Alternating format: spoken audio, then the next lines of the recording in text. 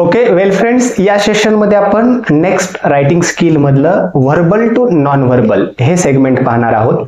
आता verbal to non verbal as already I told you, मी तुम्हाला सांगितलं होतं की हे थोडंसं ट्रिकी असतं. रिझन वाय, कारण इथे तुम्हाला बऱ्याचशा फ्लोचार्ट, ट्री डायग्राम, त्याच्यानंतर टेबल्स, त्याच्यानंतर लेट्स से डिफरंट ऍक्टिव्हिटीज असतात ज्या की तुम्हाला रिप्रेझेंट कराव्या लागतात. सो या ठिकाणी तुम्ही लक्षात ठेवायचं, कंपॅरिझन दिलेलं असेल तर तुम्ही टेबल प्रिपेअर करू शकता. एकाच गोष्टीबद्दल बरेचसे फीचर्स दिलेले असतील तर तुम्ही फ्लोचार्ट तयार करू शकता. आणि एखाद्या जनरेशन म्हणजे कुठलीही जनरेशन असेल, एखाद्या डायनास्टीची असेल किंवा कम्प्युटरची जनरेशन्स असतील किंवा लिटरेचरची जनरेशन्स असेल, तर त्या ठिकाणी जनरेशन जेव्हा दिलेले असतात त्याचे पिरियड वाईज, त्यावेळेला तुम्हाला त्या ठिकाणी काय करायला लागेल, ट्री डायग्राम तयार करावं लागेल. कारण अँसेस्टर, त्याच्यानंतर फोर फादर, त्याच्यानंतर पुढे तुम्ही अँसेस्टरच्या नंतर नेक्स्ट जनरेशन अशा करू शकता. That is called as tree diagram.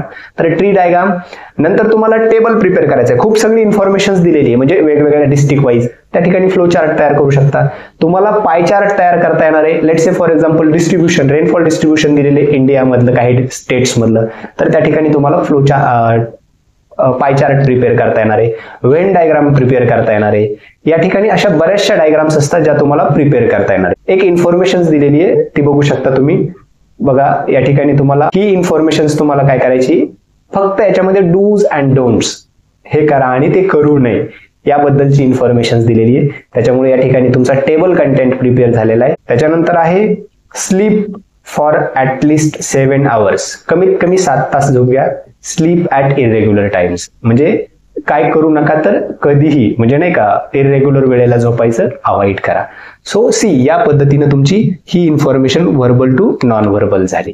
बघणाऱ्याला ती वाचणाऱ्याला, बघणाऱ्याला किंवा इंटरप्रिट करणाऱ्याला खूप क्विक वे मध्ये समजून येते.